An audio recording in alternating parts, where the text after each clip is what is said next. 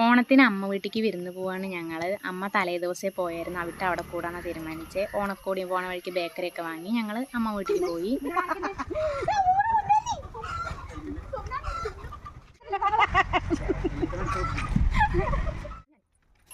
കുട്ടിയെ കണ്ടിട്ടുള്ള ആഹ്ലാദ പ്രകടനങ്ങളായിരുന്നു ഇപ്പോൾ കണ്ടിരുന്നത്.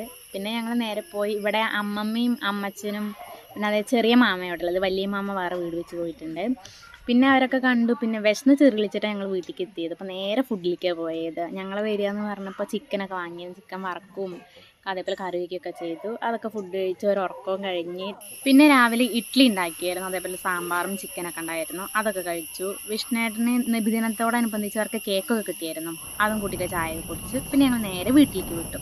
പോണ വഴിക്ക് ഞങ്ങൾക്ക് ഭയങ്കര ദാഹം തോന്നിയപ്പോൾ കരിക്ക് വിൽക്കണമുണ്ടായിരുന്നു. അപ്പോൾ കരിക്കും മേടിച്ച് ഞാൻ ഒരെണ്ണം മേടിച്ച് വിഷ്ണുവേട്ടനും അവർ രണ്ട് സ്ട്രോ ഒക്കെ ഇട്ട് കുടിച്ചു. അങ്ങനെ നേരെ ഞങ്ങൾ വീട്ടിലേക്ക് പോയി.